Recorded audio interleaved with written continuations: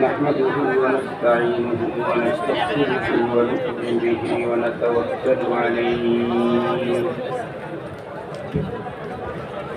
ونعوذ بالله من شرور أنفسنا ومن سيئات أعمالنا من يهده الله فلا مضل له ومن يضلله فلا هادي له ونشهد أن لا إله إلا الله وحده لا شريك له ونشهد أن سيدنا وسندنا وحبيبنا وشفيعنا وطبيبنا وطبيب قلوبنا وأولانا ومولانا محمدا عبده ورسوله الذي يرسله بالحق إلى الخلق بشيرا ونذيرا وداعيا إلى الله بإذنه وسراجا منيرا أما بعد فأعوذ بالله من الشيطان الرجيم بسم الله الرحمن الرحيم قل إن كان آباؤكم وأبناؤكم وإخوانكم وأزواجكم وعشيرتكم وأموال اقترفتموها وتجارة تخشون كسادها ومساكن ترضونها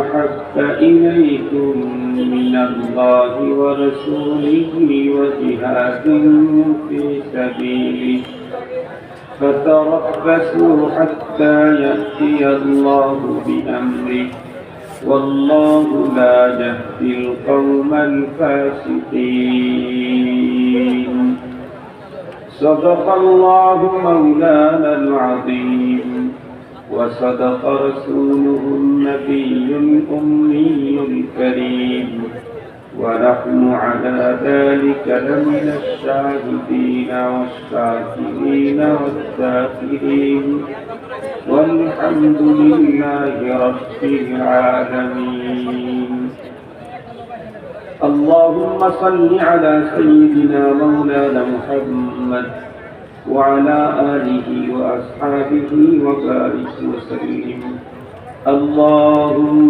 صل على محمد النبي الأمي وعلى آله وسلم تسليما يا رب صل وسلم دائما أبدا على حبيبك خير الخلق كلهم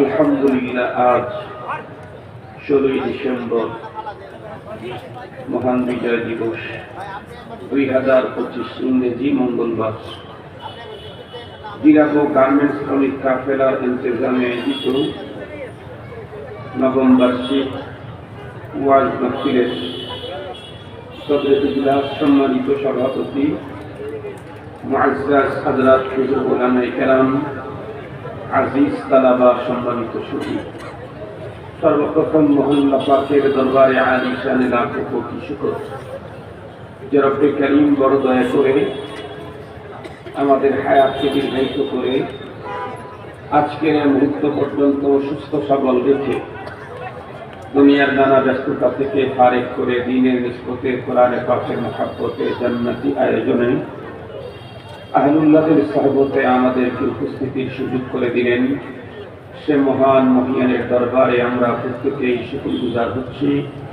জবান খুলে ভক্তি সহকারে মহব্বত নিয়ে দিল থেকে আবেগের সাথে উচ্চ কণ্ঠে সকলেই পড়ে নেই আলহামদুলিল্লাহ।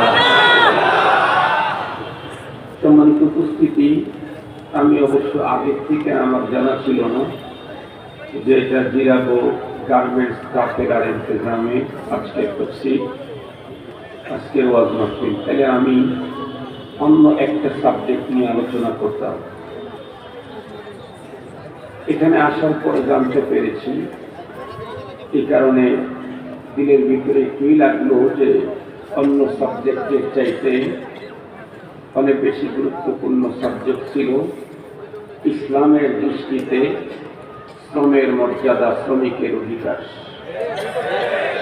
এটা বলার ইচ্ছে আমার ছিল, দুই কারণে বলতেছি না। একটা হলো আমি আগের থেকে জানি না, দ্বিতীয় হলো লম্বা টাইম কথা বলার সুযোগ এখন আর আমার নেই।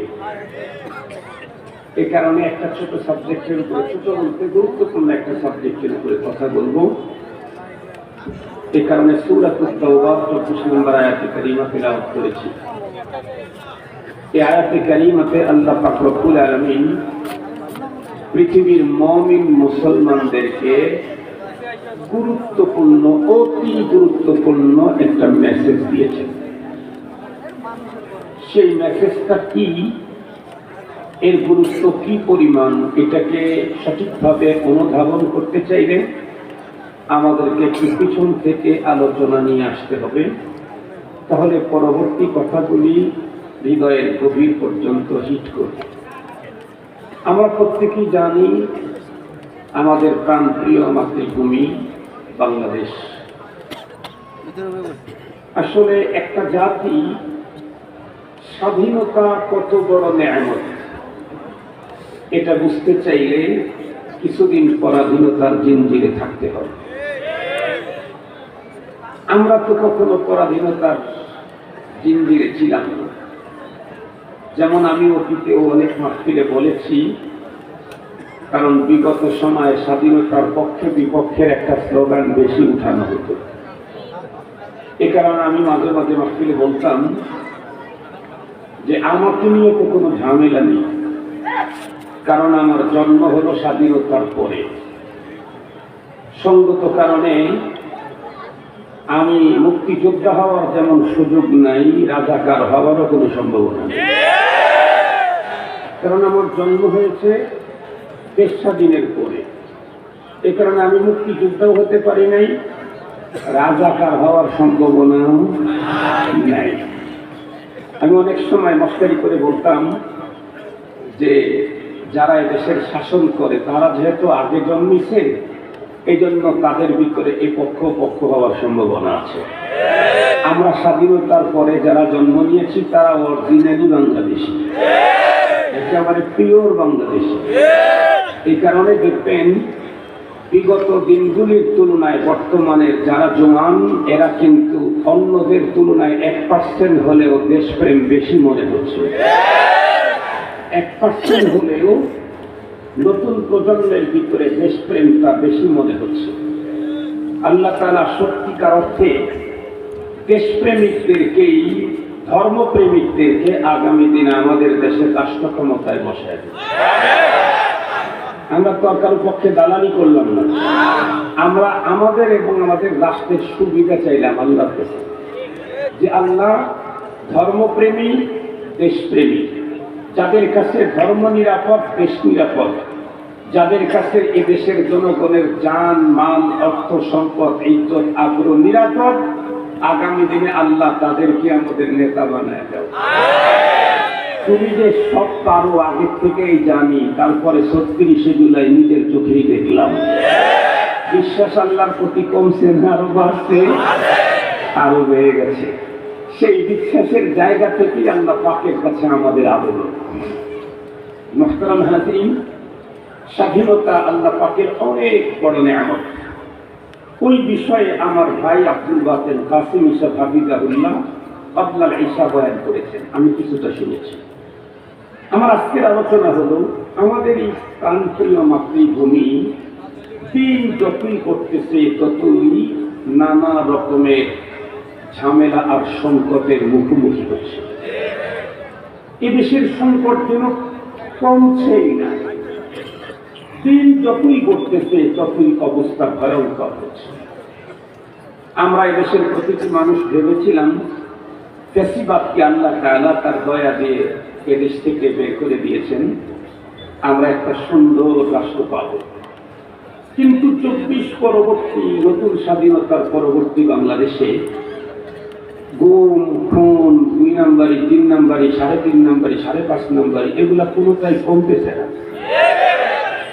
বরং অপরাধ এই পরিমাণে বেড়ে চলছে যে এমন এমন অপরাধ সংগঠিত হচ্ছে যা জাহিলি যুগের বর্বরতাকেও হার মানিয়ে দিচ্ছে।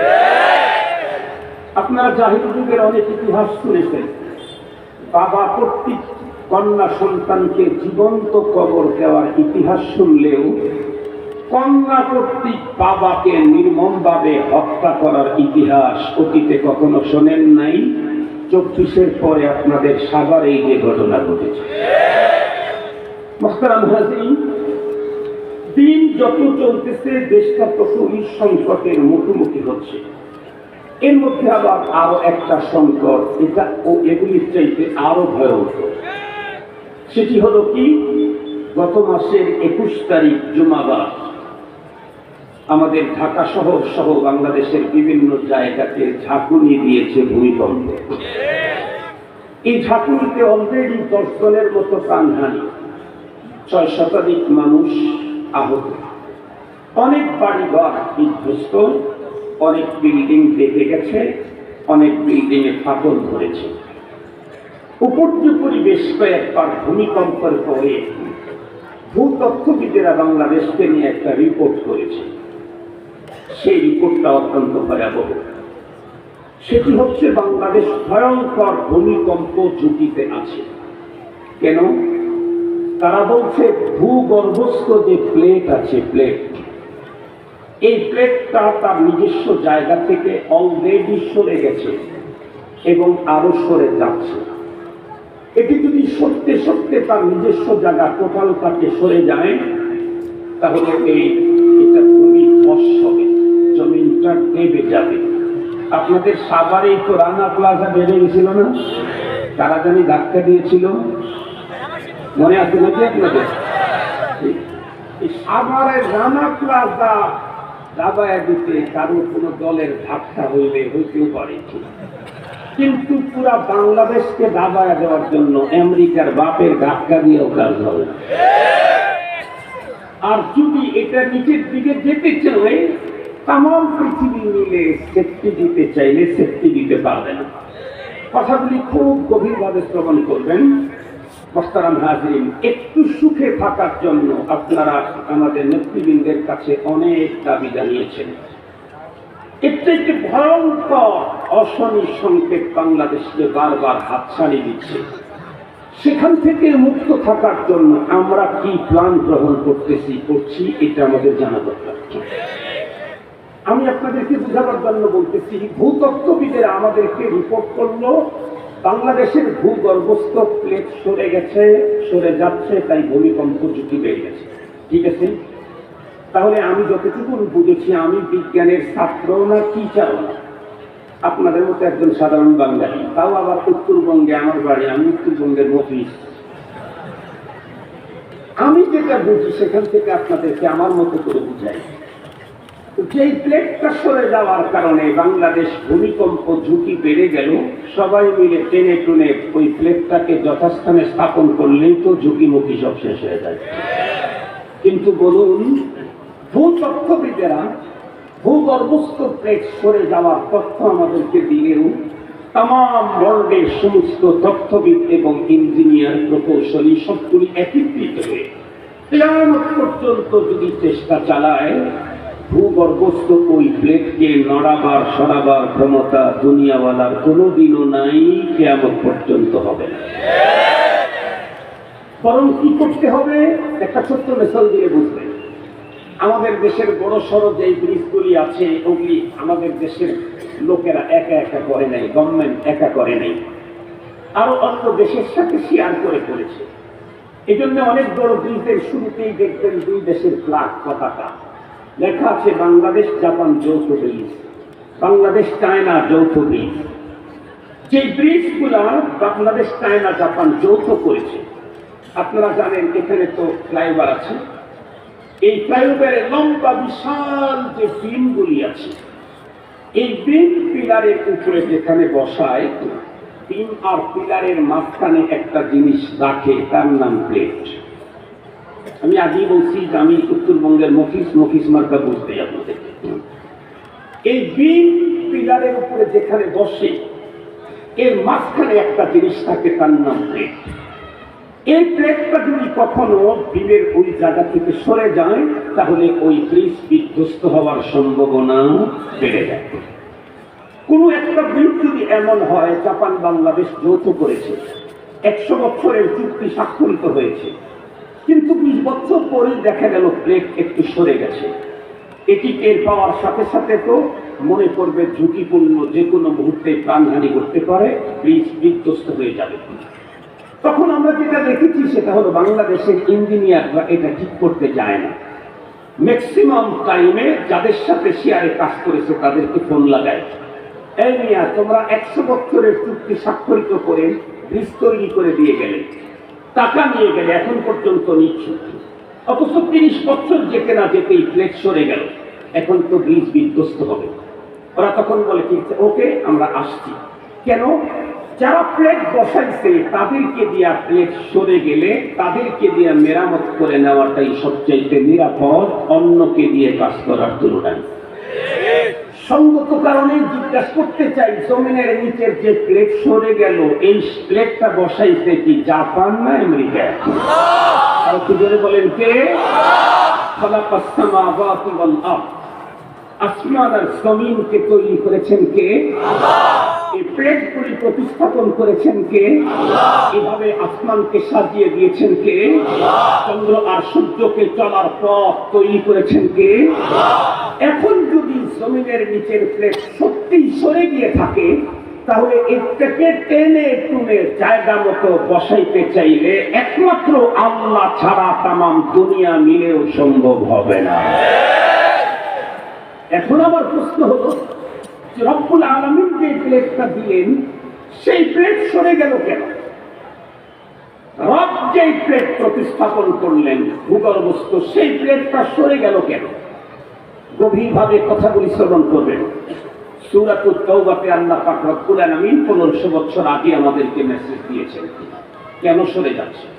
আল্লাহ তাআলা বলেন, قل إن كان آباؤكم وأبناؤكم وإخوانكم وأزواجكم وعشيرتكم وأموال اقترفتموها وتجارة تخشون كسادها ومساكن ترضونها أحب إليكم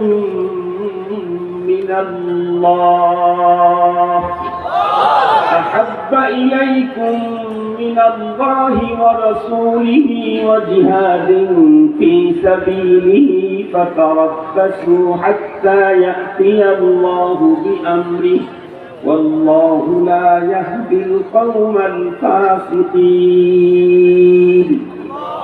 সূরা তাওবা 34 নম্বর আয়াতে কারিমাতে আল্লাহ তার প্রিয় হাবিবকে ডেকে বললেন, কুল, ওগো আমার পয়গম্বর, এই মেসেজটা আপনি পৃথিবীর মুমিন মুসলমানদেরকে দেন।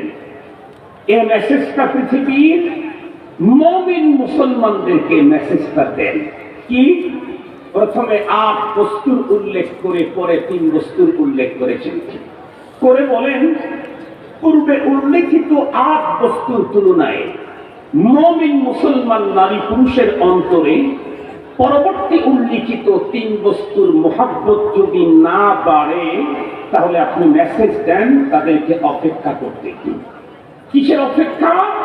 জমিনের নিচের প্লেট সরে যাবে, ভূমিকম্প হবে, ভূমিধস হবে, জলোচ্ছ্বাস হবে, টর্নেডো হবে, বিগত সময়ে স্বৈরাচারের মতো জালেম তোমাদের মাথার উপরে চেপে বসবে। আল্লাহ বলেন, অপেক্ষা করতে বলো আমার আযাবে। আমি যা বলছি সবগুলি আল্লাহ পাকের পক্ষ থেকে আযাব। কোন 8 বস্তুর তুলনায় কোন 3 বস্তুর মায়া আমাদের অন্তরে বেশি হলে তাহলে আযাব আসবে না, জমিনের নিচের প্লেট সরে যাবে না।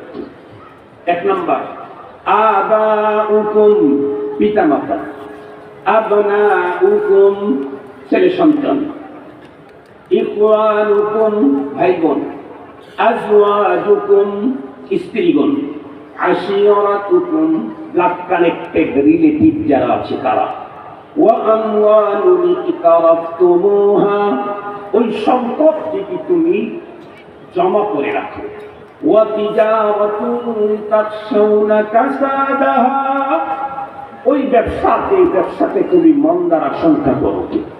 ওয়া মাসাকিনু তারদাউনাহা, ওই বাড়ি যে বাসাতে তুমি থাকতে স্বাচ্ছন্দ্য বোধ করো। এই 8 বস্তুর তুলনায় মুমিন মুসলমানের অন্তরে মুহাব্বত বেশি হতে হবে 3 জিনিসের: আল্লাহ, রাসূলুল্লাহ, জিহাদ ফি সাবিলিল্লাহ। আবারও বলছি, কয় জিনিসের মায়া বেশি হতে হবে? 1 নাম্বার আল্লাহ, 2 নাম্বার রাসূলুল্লাহ, 3 নাম্বার জিহাদ ফি সাবিলিল্লাহ। এবার আসেন, বিগত যে সরকার লম্বা টাইম পর্যন্ত ছিল তারাও মুসলিম এবং ইসলামের এত বড় খেদমত করছে, তাদের একেবারে ছোট নেতা থেকে শুরু করে বড় নেতা পর্যন্ত বলতো পৃথিবীর ইতিহাসে একসঙ্গে 500টা মডেল মসজিদ করার ইতিহাস কোন রাজা বাদশার নাই, এটা উনি করে গেছেন। ঠিক আছে, আমরা মেনে নিলাম, সবগুলা হয় নাই, মোটামুটি অনেকগুলাই করছেন। কিন্তু আল্লাহ তো কোরআনে মেসেজ দিয়েছেন, ইমানদারের অন্তরে যদি 8 বস্তুর তুলনায় 3 বস্তুর মায়া না বাড়ে, তাহলে তাকে আযাবের অপেক্ষা করতে হবে। তার মধ্যে একটা হলো জিহাদ ফি সাবিলিল্লাহ। বলুন তো দেখি, বিগত সময়ে জিহাদের কোন বক্তব্য দেওয়া মাত্রই জঙ্গিবাদ আর সন্ত্রাসবাদ করে তাদেরকে অ্যারেস্ট করে যেই পরিমাণে নির্যাতন করা হতো, জিহাদ ফি সাবিলিল্লাহর মায়া তো অন্তরে নাই। যারা জিহাদ ফি সাবিলিল্লাহর মায়া অন্তরে লালন করে তাদেরকেও বরদাস্ত করতে পারে নাই। এখানে রব এই দেশের জন্য তাদেরকে বরদাস্ত করতে পারে নাই। ক্লিয়ার কথা? ক্লিয়ার? কেন সরে যাচ্ছে জমিনের নিচের প্লেট? দাদা বাবু আর সাদা বাবু, দাদা বাবুদের সাথে অতীতের লোকেরা আঘাত করেছে, আগামী দিনে সাদা বাবুদের সাথে আঘাত করার জন্য পায়তারা করা হচ্ছে। বার্তা দিতে চাই, দাদা বাবু আর সাদা বাবু তাম দুনিয়া মিলে জমিনের নিচের প্লেট নড়ানো সরানোর ক্ষমতা কারো নাই। কোন দেশের রাজত্ব করবেন, কোন দেশের এমপি হবেন, কোন দেশের দেশটাই যদি ভূমিধস হয়, দেশটা সম্পর্কে আপনার আমাদের চাইতে বেশি জানেন। এখন থেকে 17-18 বছর আগে বিশ্বখ্যাত বিজ্ঞানী নাসা, এই নাসার বিজ্ঞানীদের একটা ব্রাঞ্চ বাংলাদেশকে রিপোর্ট করেছিল। তখন বলেছিল, তখন থেকে 96 বছরের আলটিমেটাম দিয়েছে যে এখন থেকে 96 বছর পরে পৃথিবীর মানচিত্র থেকে বাংলাদেশ হারিয়ে যাবে। কেমনে? তারা বলছে বৈশ্বিক যে প্রবলেম, জলবায়ু পরিবর্তন, এটা যদি ইউটার্ন না নেয়, যেভাবে চলতে আছে সেভাবে যদি চলতেই থাকে, তাহলে এর কারণে টোটাল বাংলাদেশটা ভূমিধস হয়ে এটা পানিতে রূপান্তরিত সমুদ্র হয়ে যাবে, একচুল মাটি খুঁজে পাওয়া যাবে না। সেই সময়ের তাদের তথ্য আর আজকের তথ্যের সাথে অনেক মিল। আজকের ভূতত্ত্ববিদরা আমাদেরকে বলতেছে বাংলাদেশের ভূগর্ভস্থ প্লেট অলরেডি সরে যাচ্ছে। টোটালটাই যদি সরে যায়, তাহলে আর এমপি চেয়ার বসাবেন কোথায়? তাহলে মন্ত্রিত্বের পাওয়ার দেখাবেন কোথায়? তাহলে মডেল মসজিদ করবেন কোথায়? তাহলে খানকা তৈরি করবেন কোথায়?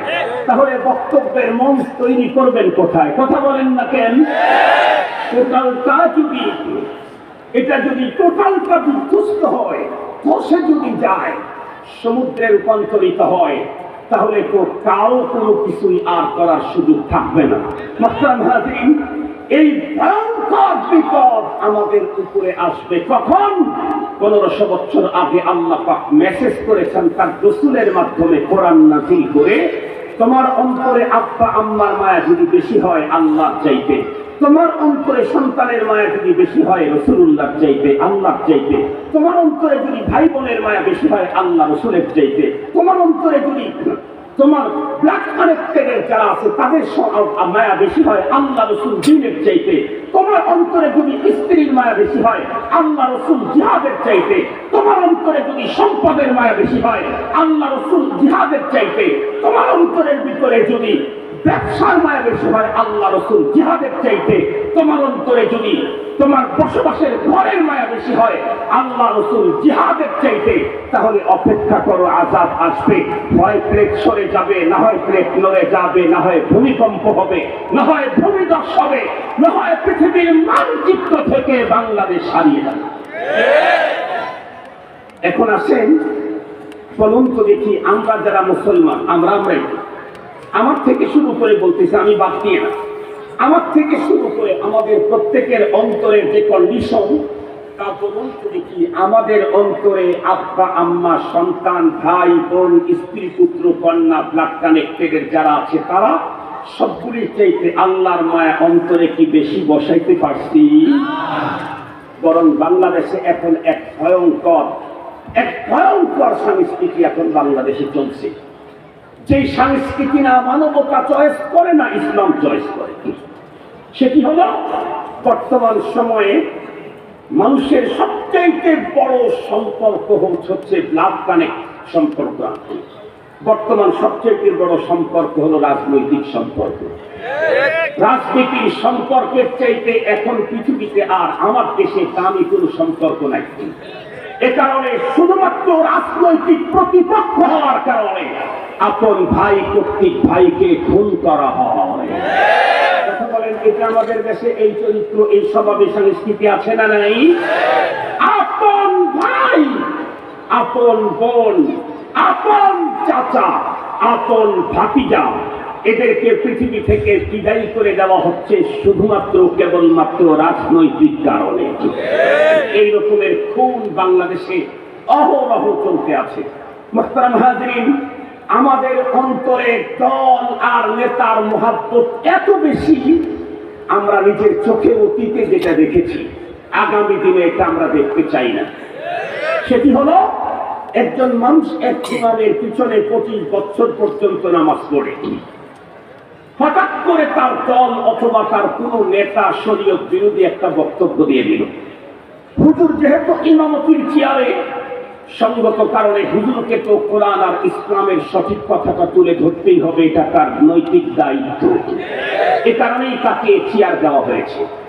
হুজুর যখন মেম্বরে স্টেজে ওই বক্তব্যটা যখন উপস্থাপন করলেন, যেটা তার নেতা অথবা দল উল্টা বলেছিল, সেটা কোরআন আর ইসলাম কি বলে এই কথাটা যখন বললেন, সাথে সাথে মাঝখান থেকে নেতার এবং দলের লোকেরা দাঁড়িয়ে গেল এবং অনেকে তো মাউথপিস পর্যন্ত টান দিয়ে বক্তাকে মারতে উদ্যত হয়েছে। অথচ গভীরভাবে সত্য করে বলেন, হুজুর কি তার নেতার বিরুদ্ধে বলেছে না হুজুর কোরআনের পক্ষে বলেছে? তার নেতা ধর্মের বিরুদ্ধে বলেছে।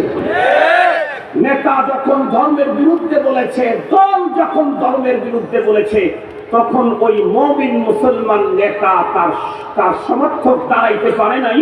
হুজুর যখন কোরআনের পক্ষে বলেছে, যে কোরআনের পক্ষ তার নেতার বিরুদ্ধে চলে গেছে, সাথে সাথে ওই লোকটা দাঁড়িয়েছে। বলেন তো দেখি, ও যদি ইমানদার হয় তাহলে মুনাফিক কোন দুনিয়ায়? বুঝেন নাই আমার কথা? বুঝেন নাই? ওই লোকটাও যদি ইমানদার হয় তাহলে মুনাফিক কোন দুনিয়াতে পাওয়া যাবে? এই চরিত্র যদি আমরা না পাল্টাই, যতই নতুন নতুন গার্মেন্টস তৈরি করেন, আগামী দিনে নির্বাচনে ক্ষমতায় যান, খোদায়ে পাক শুধু নিচের থেকে প্লেটটা টান দিলেই সব শেষ। কথা বলেন, আল্লাহ তাআলা জমিনের নিচ থেকে প্লেটটা টান দিলেই, আর এই প্লেটকে টেনে হেঁচড়ে নড়ানো সরানোর ক্ষমতা পৃথিবীর কোন ভূতত্ত্ববিদের আব্বারও নাই, দাদারও ছিল না। আগামী দিনে কেউ এই জাতীয় ক্ষমতা তৈরি করতে পারবে না, কারণ সেটিং দিয়েছেন কে? নড়ানো সরানোর টোটাল ক্ষমতা তার হাতে। মুসলমান ভাইরা আমার ভালো করে বুঝেন, এতক্ষণ পর্যন্ত আপনাদের অন্তরের ভিতরে খোদাই একটা মেসেজটাকে গভীর পর্যন্ত ঢুকাবার জন্য চেষ্টা করলাম। সেটি হলো, আমরা যারা নিজেকে মুমিন বলি, মুসলমান বলি, আমাদের দেশে মুমিন মুসলমান কত রঙের, কত সভ্যতার, কত সংস্কৃতির আছে, কত নামের আছে। কেউ নিজেকে ইহাবি, কেউ ওহাবি, কেউ হানাফি, কেউ সালাফি, কেউ ওয়াজাহাতি, কেউ এতাআতি, আরো কত রঙের মুসলমান এই দেশের ভিতরে আছে।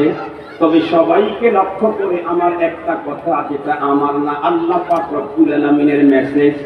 আমরা প্রত্যেকেই জানি পৃথিবীর ভিতরে কোনো মানুষের কোনো রোগ হলে সেই রোগের কোনো না কোনো সিমটম থাকে।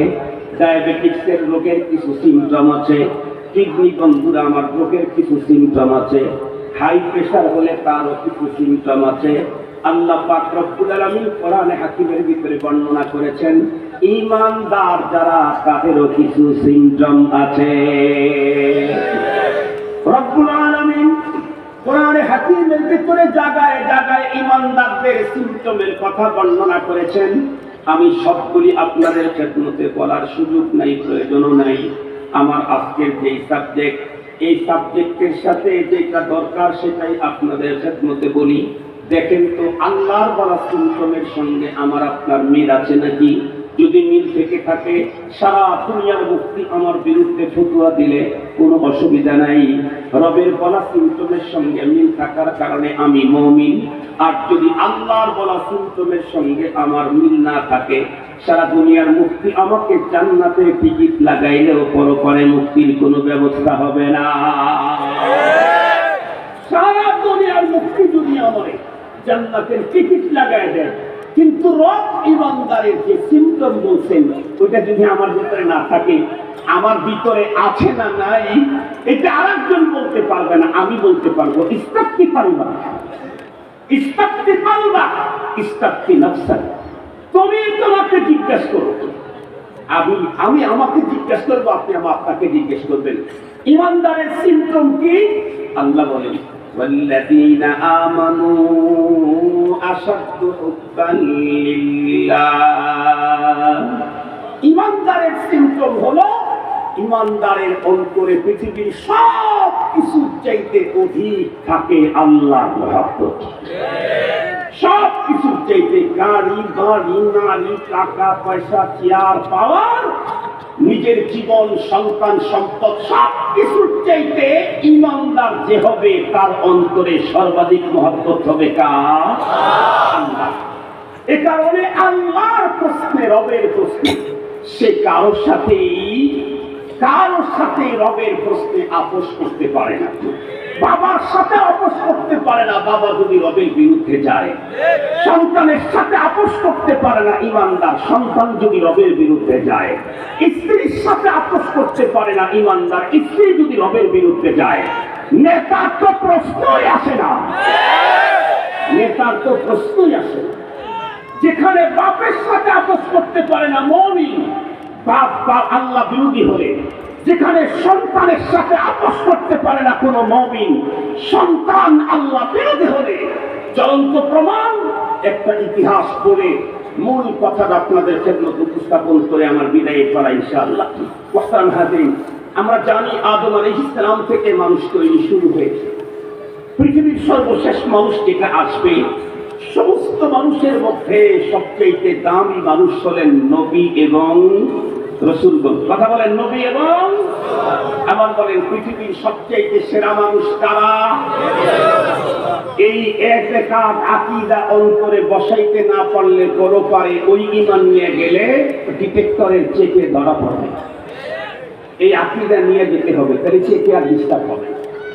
সমস্ত নবীগণ রাসূল, কথা বলেন, সমস্ত নবীগণ নবুয়তের আগে পরে কখনোই কোন নবীকে দিয়ে আল্লাহ তাআলা গুনাহ হতে দেন নাই।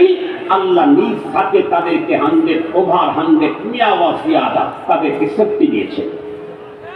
পৃথিবীর নবী রাসূলদের পরে পৃথিবীর সবচেয়ে উন্নত মানের মানুষ হলেন রফিকুল গার সিদ্দিক আকবর রাদিয়াল্লাহু তাআলা আনহু। এই পৃথিবীকে নবী রাসূলদের পরে আবু বকর সিদ্দিক রাদিয়াল্লাহু আনহু চাইতে দামি মানুষ তামাম দুনিয়াতে আর ওয়ান পিস নাই। কি পরিমাণে দামি এটা বলবার সুযোগ নাই, অনেক শুনেছেন। আজকের পরের কথা শুনে, সিদ্দিক আকবর রাদিয়াল্লাহু তাআলা আনহু এক যুদ্ধে গেছেন, যুদ্ধ করবার জন্য। মুসলমান, ওনার সন্তান তখন অমুসলিম, উনি গেছেন মুসলমানদের বিপক্ষে যুদ্ধ করবার জন্য। একটা পর্যায়ে যুদ্ধ চলতেছে, ধুমসান ভয়ঙ্কর যুদ্ধ। যুদ্ধ চলতে চলতে অনেক মোটামুটি এদিক ওদিকে মারামারি হলো, যুদ্ধ শেষ হয়ে গেল। রব্বুল আলামিন সিদ্দিক আকবর রাদিয়াল্লাহু তাআলা আনহুর সন্তানের কপাল খুলে দিলেন, উনি কালেমা করে ইসলামের সুশীতল ছায়াতলে চলে এলেন। এখন আর পিতার পুত্র দুই গ্রুপে নাই, এক দলে, হিজবুল্লাহ। বাবা ছেলে একদিন বসে বাবার সাথে আন্তরিকতা হৃদ্যতা গল্প করতেছে। এর মধ্যেই সিদ্দিক আকবর রাদিয়াল্লাহু তাআলা ছেলে চিন্তা করলেন, আমি যে বাবাকে কি পরিমাণে ভালোবাসি, এটা বাবাকে একটু বুঝাই, তাই বাবার মহাব্বত আমার প্রতি বেড়ে যাবে, আমার নসিব খুলে যাবে। তুমি বলতেছিলেন, আব্বু অমর যুদ্ধের কথা আপনার মনে আছে না? কোন যুদ্ধ? ওই যে অমর যুদ্ধ। আপনিও গিয়েছিলেন সেখানে যোদ্ধা হিসাবে, আমিও গিয়েছিলাম, কিন্তু বাবা ছেলে এক পক্ষে ছিলাম না, দুইজন দুই পক্ষে ছিলাম। আপনি মুসলমানদের পক্ষে ছিলেন, আমি ছিলাম মুসলমানদের বিপক্ষে। আপনি জানেন কি, আপনি কি ওই যুদ্ধে যুদ্ধ করতে করতে করতে করতে একটা স্কোপ আমি এমন পেয়ে গিয়েছিলাম, অলরেডি আপনাকে হত্যা করবার জন্য আমার তরবারিকে আমি উঁচু করেছিলাম। একদম ইজি একটা সুযোগ পেয়েছি, শুধু আঘাত করতেই আপনার দেহ থেকে কান্না দূরে গিয়ে পড়ে যেত। এইরকম একটা স্কোপ পেলাম, তরবারিও উঠালাম, যে মাত্র মারব সেই মুহূর্তেই আমার অন্তরের ভিতরে একটা কথা জাগ্রত হল, এই তুই কাকে মারতে যাচ্ছিস? যেই লোকটা তোর জন্মদাতা পিতা, যিনি পৃথিবীতে না আসলে তুই আগমনের কোনো সম্ভাবনাই ছিল না। কথা বলেন, বাপ না আসলে পোলা জন্মে কেমনে?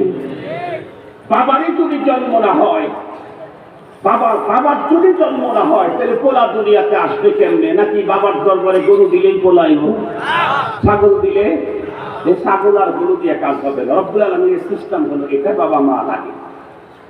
এ কথা বলে হতো যে সিদ্দিক আকবরের সন্তান বাবার প্রতি তার অকৃত্রিম ভালোবাসার প্রকাশ করলো, কিন্তু সেই মুহূর্তে সিদ্দিক আকবর তার সন্তানকে ডেকে যেই শব্দটা বলেছিলেন, ওই চরিত্র বন্ধুরা আমার কিয়ামত পর্যন্ত মুমিনদের ভিতরে থাকতে হবে, নাইলে আল্লাহর কাছে আমার আপনার ঈমান গ্রহণযোগ্য না। আল্লাহ বলেন, ফাইন আমানু বিমিসলি মা আমানতুম বিহি ফাকাদ ইহতাদাউ। ওরা যদি ঈমান আনে সাহাবী তোমাদের ঈমানের মতো, তাহলেই সেই ঈমানটা আমার কাছে গ্রহণযোগ্য, অন্যথায় গ্রহণযোগ্য হবে না। আল্লাহ পাকের হাবিবের সাহাবী সিদ্দিক আকবর সন্তানকে ডেকে বললেন, বেটা ওই যুদ্ধের ভিতরে আমার ব্যাপারে তুমি যে সুযোগটা পেয়েছিলে, কিন্তু শুধুই পিতা হওয়ার কারণে আমার উপরে তুমি আঘাত করে আমাকে তখন হত্যা করো নাই।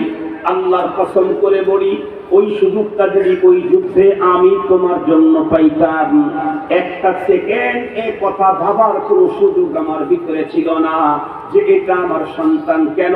আমি তো মুমিন, ওয়াল্লাযীনা আমানু আশাদ্দু হুব্বান লিল্লাহ। আমি তো মুমিন, আমার অন্তরের ভিতরে আমার বাবার চাইতে রবের মায়া বেশি।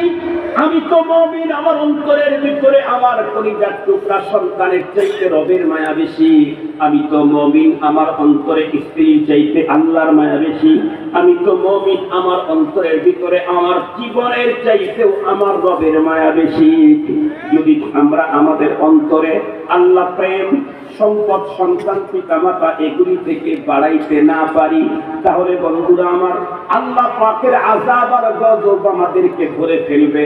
দাদা বাবু আর সাদা বাবুদের শেল্টার দিয়ে রক্ষা পাওয়ার কোনো সুযোগ না। এই জন্য আজকের এই মাহফিল থেকে খোদাই মেসেজ আপনাদের পর্যন্ত পৌঁছিয়ে দিলাম, মানা না মানা আপনাদের কাজ। ইন্নামা আলাইকাল বালাগ ওয়া আলাইনাল হিসাব। রব্বুল আলামিন কাজ বন্টন করে দিয়েছেন। রাসূলকে বলেন, ওগো রাসূল, আপনার কাজ হলো মেসেজটা পৌঁছায় দেওয়া। মেসেজ পৌঁছায় দেন, কে মানে আর না মানে সেটা আমি দেখবো। কে মানে আর না মানে সেটা কে দেখবেন? আল্লাহ দেখবেন। আজকের আলোচনা থেকে যে মেসেজটুকু আপনাদেরকে দিলাম, সেটি হলো এই বাংলাদেশকে ভূমিকম্প, ভূমিধসের ঝুঁকি থেকে রক্ষা করতে চাইলে, আল্লাহ পাকের আযাব গজব থেকে নিরাপদে থাকতে চাইলে, ঘূর্ণিঝড় জলোচ্ছ্বাস থেকে নিজেদেরকে নিরাপত্তায় রাখতে চাইলে, জালেমের শাসন থেকে নিজেদেরকে মুক্ত রাখতে চাইলে অন্তরে খোদা প্রেম বাড়ানো ছাড়া বিকল্প কোনো পথ নাই। কার মুহাব্বত বাড়াতে হবে? তারপরে কার? রাসূলুল্লাহ। তারপরে কার? জিহাদ ফি সাবিলিল্লাহ। বলেন জিহাদ ফি সাবিলিল্লাহ। মুহতারাম হাজিরিন, এই তিন জিনিসের মায়া। আল্লাহু আকবার।